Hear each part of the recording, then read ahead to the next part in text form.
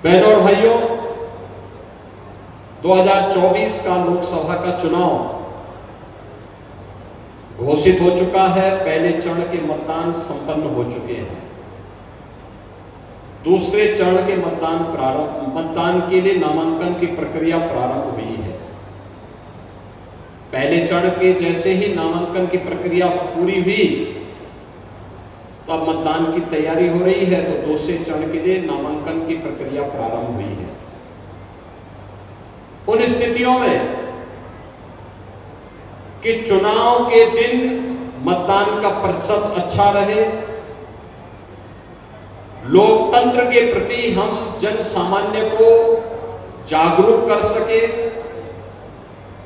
और अपने लोकतांत्रिक अधिकार का सही इस्तेमाल कर सके, इसके लिए मैं अमरोहा जनपद के आप सभी प्रबुद्ध जनों के सामने आया हूं आपका आह्वान करने के लिए। यह आह्वान उसी प्रकार से करने के लिए मैं आया हूं जैसे कोई भी सांस्कृतिक आयोजन हो, कोई भी मांगलिक कार्यक्रम हो, अमरोहा के ढोलक के बगैर वह कार्यक्रम तो अधूरा ही माना जाएगा। ऐसे ही लोकतांत्रिक प्रक्रिया हो या समाज का कोई भी अन्य कार्यक्रम, प्रबुद्ध जन अगर उस व्यवस्था का हिस्सा नहीं है तो फिर वह अपने आप को अधूरा मानेगा, क्योंकि यह प्रबुद्ध वर्ग समाज का नेतृत्व वर्ग है। जो मंच पर बैठे हैं यही नेतृत्व नहीं दे रहे हैं, इनका राजनीतिक नेतृत्व है। लेकिन समाज के अलग अलग तबके से कोई अधिवक्ता है, कोई शिक्षक है, कोई चिकित्सक है, कोई प्रगतिशील किसान है, कोई चैंबर ऑफ इंडस्ट्री से जुड़ा होगा, कोई पेट्रोलियम डीलर एसोसिएशन से जुड़ा होगा, कोई सीए एसोसिएशन से जुड़ा होगा, कोई व्यापार मंडल के साथ जुड़ा होगा। अलग अलग समूहों का नेतृत्व कर रहे हैं और हर समूह के पास अपना एक अच्छा खासा वोट बैंक है। उस पूरे वोट बैंक को मानसिक रूप से आप लोकतंत्र के प्रति तैयार करते हैं और उसके लिए अपने आप को तैयार करने के क्रम में आज हम सब यहां पर एकत्र हुए हैं। बहनों और भाइयों, 2019 के भी लोकसभा चुनाव के दौरान हम लोग आए थे। देखिए, एक वोट कैसे आपके लिए पहचान का संकट खड़ा कर सकता है और एक वोट कैसे देश की तकदीर और तस्वीर को बदल कर रख सकता है, यह आपके सामने है। 2014 में 2014 के पहले का भारत और 2014 के बाद का भारत आप देखिए। 2014 के पहले का भारत, देश के अंदर परस्पर अविश्वास का वातावरण था, अराजकता थी, अव्यवस्था थी, भ्रष्टाचार था, कदाचार था और देश की सीमाएं असुरक्षित थी। नक्सलवाद, उग्रवाद, अलगाववाद चरम पर था। तो दुनिया के अंदर भारत का सम्मान भी कम हुआ था।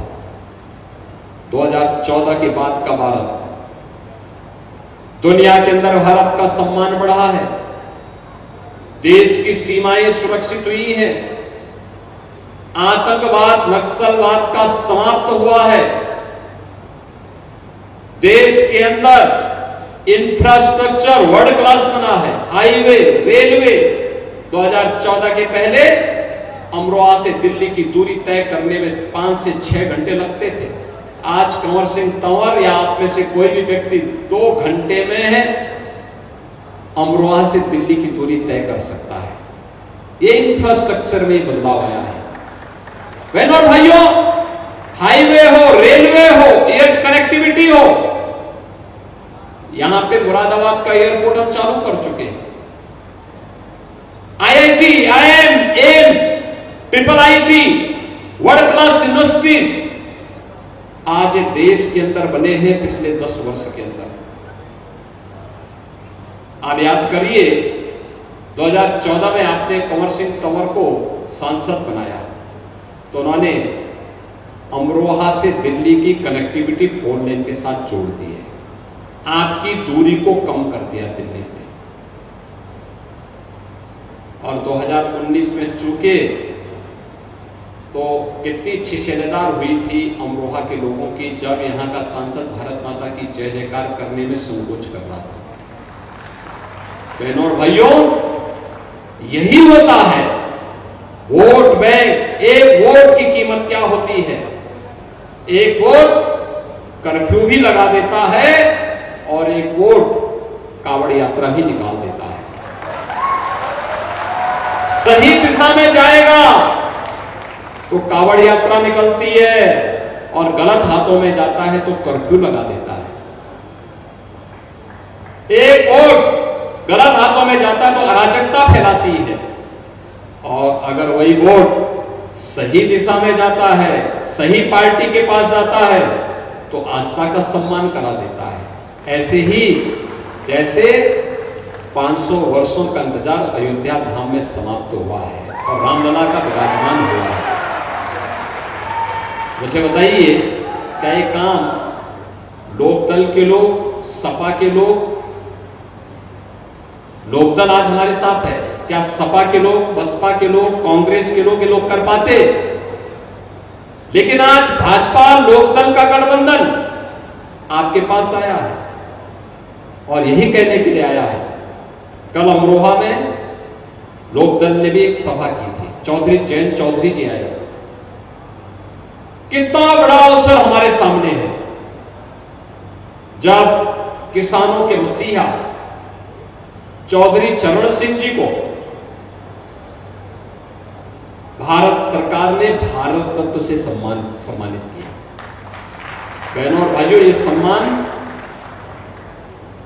केवल चौधरी साहब का नहीं है, हम सब उत्तर प्रदेश वासियों का है, हर अन्नदाता किसान का है।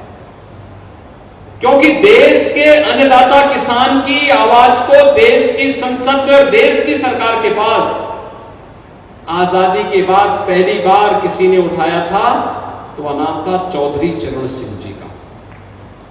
उन्होंने उस समय कहा था, भारत के विकास का रास्ता देश के खेत और खलिहानों से होकर के जाता है। अगर अन्नदाता किसान बदहाल होगा तो देश विकास नहीं कर सकता।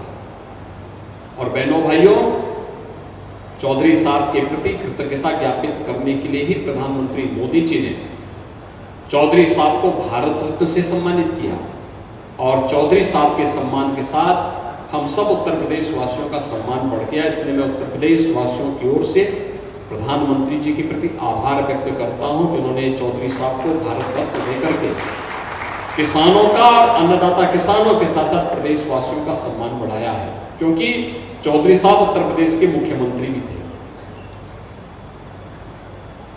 यानी एक वोट की कीमत क्या होती है ये आप इसी से समझ सकते हैं। एक वोट अराजकता भी फैला सकता है, गलत हाथों में जाएगा, और सही हाथों में जाएगा तो विरासत का सम्मान करते हुए देश को उसकी आस्था का सम्मान भी दिला सकता है। अयोध्या में रामलला का दर्शन करने का अवसर हम सबको प्राप्त हो रहा है इस समय। कितनी भव्यता है। और इसीलिए आज मैं आया हूं आपके पास कहने के लिए कि एक वोट नौजवानों के हाथों को आजीविका दे सकती है, एक वोट उसे गलत दिशा में लेकर के अपराध की दुनिया में भी धकेल सकती है। मित्रों, ये सब हमें तय करना होता है। हम अपना वर्तमान और अपना भविष्य कैसा चाहते हैं, किस प्रकार का बनाना चाहते हैं। और मोदी जी ने पिछले 10 वर्ष के अंदर देश को जिस प्रतिबद्धता के साथ चलाया है, जिस मजबूती के साथ चलाया है, उसका परिणाम सर्वविदित है। मोदी जी के द्वारा किए गए कार्य आज देश के अंदर मोदी गारंटी के रूप में पूरे देश के अंदर गूंज रहे हैं। लोग कहते हैं मोदी गारंटी क्या है? मोदी जी की गारंटी 12 करोड़ अन्नदाता किसानों को प्रधानमंत्री किसान सम्मान निधि का लाभ देता है। यही है मोदी गारंटी। 4 करोड़ गरीबों के सिर को ढकने के लिए प्रधानमंत्री आवास योजना मिल जाना, देश के अंदर 80 करोड़ गरीबों को मुफ्त में राशन राशन की सुविधा का प्राप्त हो जाना, 10 करोड़ गरीबों को उज्ज्वला योजना में मुफ्त में रसोई गैस का सिलेंडर मिल जाना, 12 करोड़ परिवारों को यानी 60 करोड़ लोगों को 5 लाख रुपए की स्वास्थ्य बीमा का लाभ मिल जाना, यह है मोदी गारंटी। और मोदी जी इसलिए सफल हुए,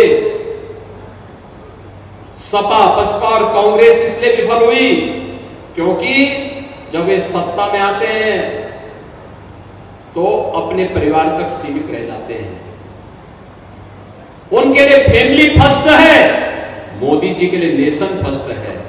और मोदी जी ने कहा कि मेरे लिए तो 140 करोड़ भारतवासी ही मेरा परिवार है, और 140 करोड़ भारतवासियों की सेवा के लिए उन्होंने अपना पूरा जीवन समर्पित किया है।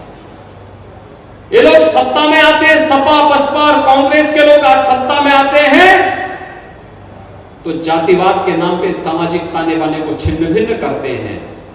और मोदी जी सत्ता में आए तो उन्होंने कहा नहीं, मेरी सरकार हर भारतवासी के लिए, गांव के लिए, गरीब के लिए, किसान के लिए, नौजवान के लिए, महिलाओं के लिए, समाज के हर तबके के लिए कार्य करेगी। और इसके लिए मोदी जी ने नारा दिया, सबका साथ सबका विकास का। कांग्रेस सपा बसपा तुष्टीकरण की नीति पर चल करके आपकी आस्था के साथ खिलवाड़ करती थी, कावड़ यात्रा नहीं निकालने देती थी, पर्व और त्योहार नहीं मनाने देती थी। लेकिन मोदी जी ने कहा नहीं, तुष्टीकरण नहीं, भारत के अंदर संतुष्टि होनी चाहिए, हर नागरिक की संतुष्टि के लिए सरकार को कार्य करना चाहिए। सरकार समस्या नहीं हो सकती, सरकार समाधान का नाम होना चाहिए। और उसी समाधान का रास्ता निकालने के लिए मोदी जी ने जो रास्ते अपनाए, आज उसी का परिणाम है कि भारत दुनिया की अब 5वीं बड़ी अर्थव्यवस्था बन चुका है। और इसलिए हम लोग आए हैं कि मोदी जी को तीसरा कार्यकाल दीजिए। तीसरे कार्यकाल के पहले 3 वर्ष में भारत दुनिया की तीसरी बड़ी अर्थव्यवस्था बनेगा। तीसरी बड़ी अर्थव्यवस्था बनने का मतलब चारों ओर खुशहाली, हर नौजवान के हाथ को कार्य, हर अन्नदाता किसान के खेत को पानी, हर व्यापारी की सुरक्षा, हर महिला को स्वावलंबन का कार्य, बिना भेदभाव के सिचुएशन के 100% लक्ष्य को प्राप्त करने के लिए आज देश के अंदर एक ही आवाज उठ रही है। और वो आवाज है पूरे देश के अंदर कि बड़े फैसले कर रहे हैं इंतजार, इस बार 400 पार। बड़े फैसले कर रहे हैं इंतजार, इस बार 400 पार करने के लिए अमरोहा भी हमें चाहिए। सहमत है? ये प्रबुद्ध वर्ग सहमत है क्या? आपका आशीर्वाद कंवर सिंह तंवर जी को मिलेगा ना? सभी लोग सहमत हैं? और याद रखना, विकास के कार्यक्रमों को जिस प्रतिबद्धता के साथ आगे बढ़ाया गया है आपके सामने है। आपकी जिम्मेदारी क्या है? आप समाज में नेतृत्व देते हैं अलग अलग तबके को। कोई शिक्षा के क्षेत्र में देता है, कोई चिकित्सा के क्षेत्र में देता है, कोई उद्योग के क्षेत्र में, कोई व्यापार के क्षेत्र में, समाज जीवन के अलग अलग क्षेत्र में। और इसीलिए समाज को मानसिक रूप से तैयार करना कि जाति मत और मजहब के आधार पर नहीं, हमें देश के लिए सोचना है, हमें आने वाली पीढ़ी के लिए सोचना है, एक विकसित भारत के बारे में सोचना है। और वह कार्य केवल मोदी जी के नेतृत्व में संभव हो सकता है। मोदी जी के नेतृत्व में इस कार्य को करने के लिए और विकसित भारत की परिकल्पना को साकार करने के लिए उत्तर प्रदेश को विकसित बनाना पड़ेगा। विकसित उत्तर प्रदेश के लिए अमरोहा को विकसित करना पड़ेगा। अमरोहा और हापुड़ विकसित होगा तो उत्तर प्रदेश विकसित स्वयं हो जाएगा। और विकसित करने के लिए एक जैसी सरकार केंद्र में, राज्य में, और अमरोहा में भी उसी प्रकार का संसद होना चाहिए। सहमत है? सहमत है ना? सभी लोग सहमत हैं? कंवर सिंह तंवर के लिए हम लोग सभा करने के लिए आएंगे ही। आज मैं आपका आह्वान करने के लिए आया हूं, ये संदेश घर घर तक आपको पहले पहुंचा देना है। पहुंचाएंगे? हर व्यक्ति को, हर मतदाता को इसके लिए जागरूक करेंगे। 26 अप्रैल को यहां चुनाव है। एक एक मतदाता के घर में जाकर के कमल चुनाव चिन्ह पर चौधरी कंवर सिंह तंवर के लिए भारी बहुमत की अपील करेंगे, लोगों को इसके लिए प्रेरित करेंगे। सभी लोग सहमत है ना? तो फिर मेरे साथ बोलेंगे, भारत माता की, भारत माता की, भारत माता